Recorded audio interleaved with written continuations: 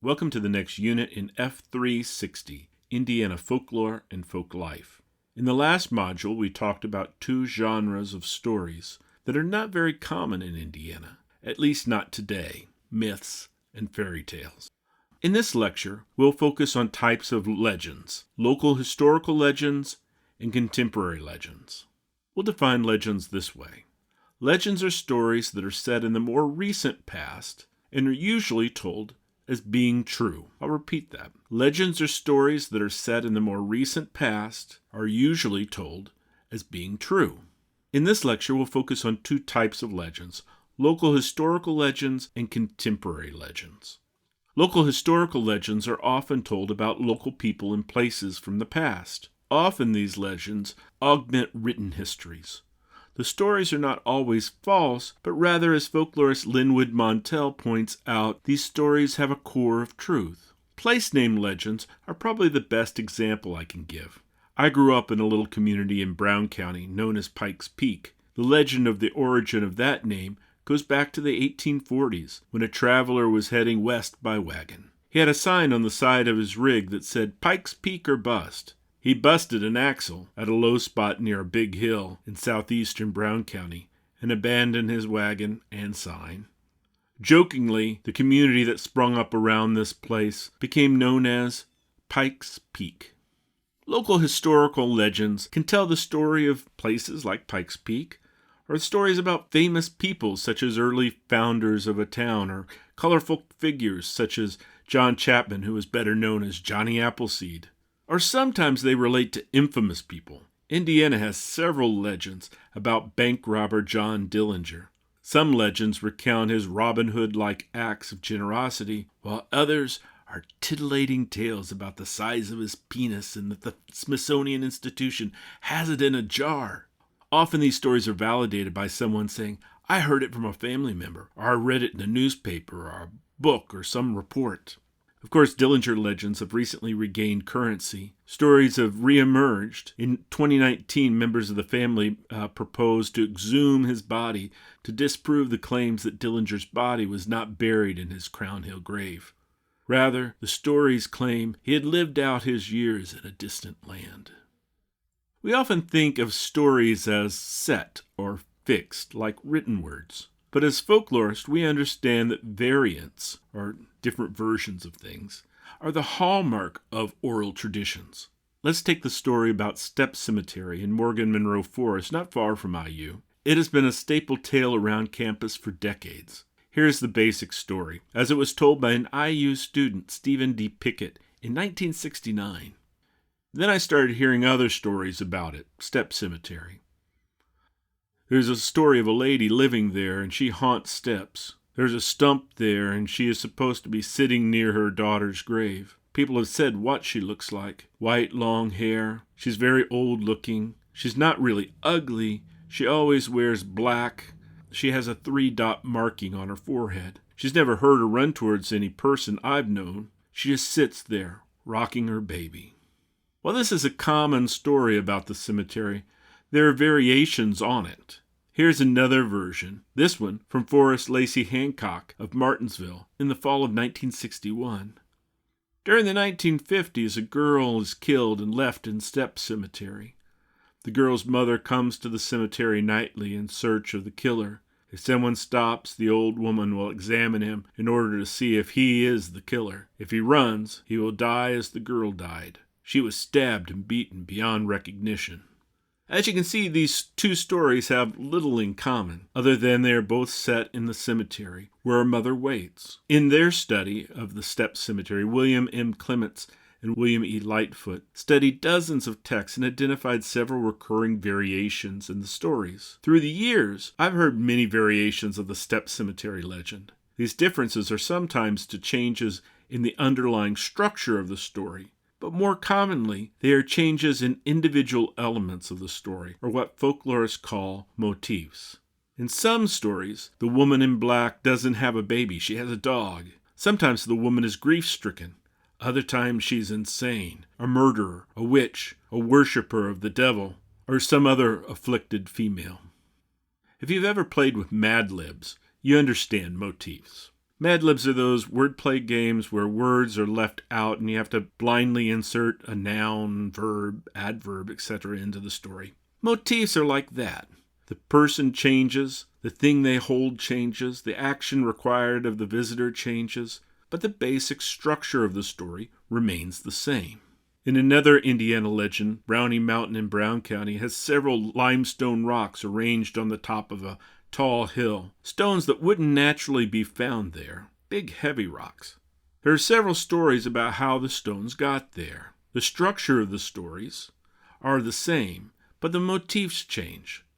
The stones were placed there by, fill in the blank, aliens, witches, Satan worshippers, religious cults, or some other powerful figure.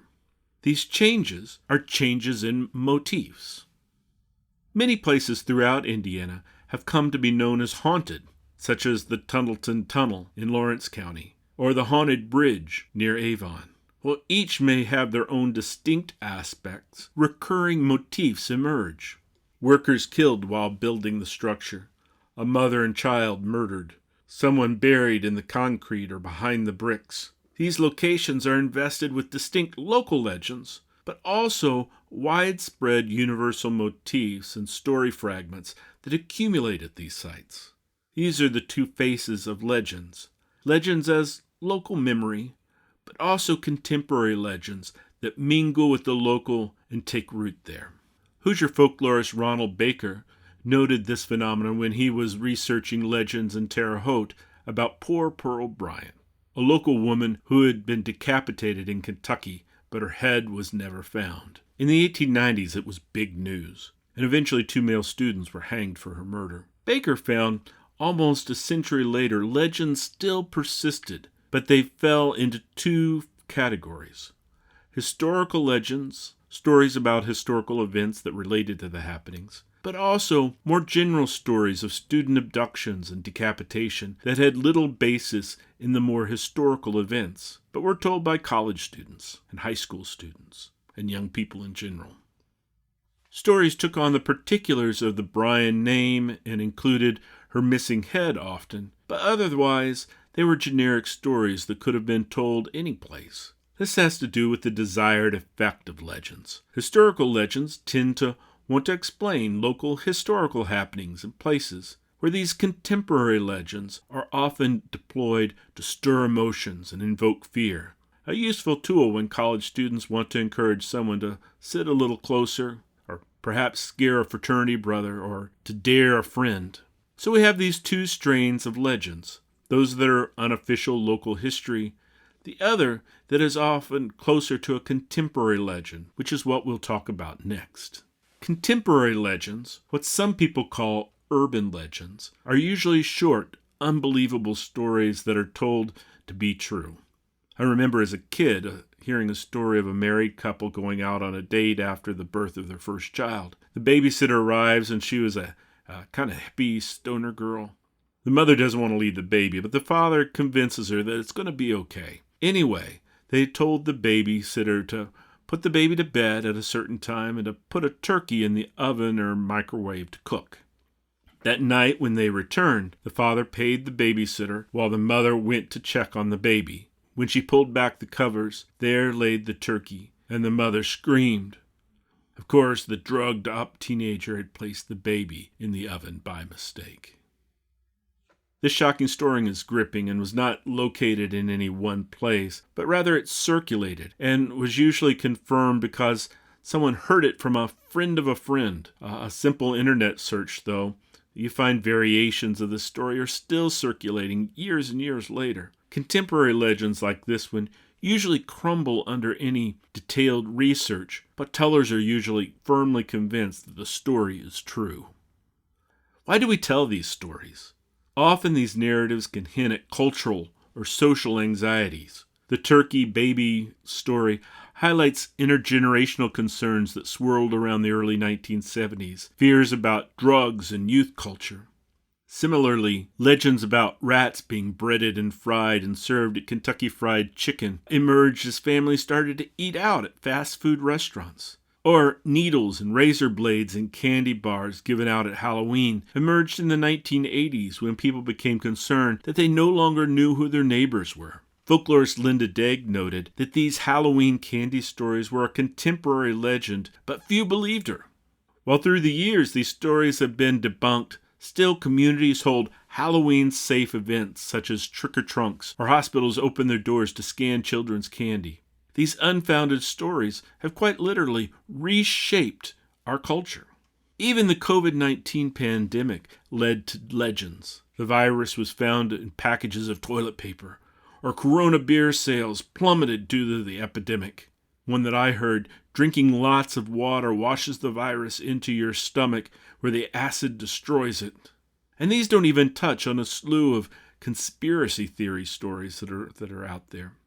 None of these are based in fact, but they circulate widely as contemporary legends. Before the virus, you probably remember all those scary clown stories that were here all of a sudden and then gone. Legends provide stories that allow us to talk about things that are hard to talk about. Of course, these stories also can be weaponized and used to bolster racist views.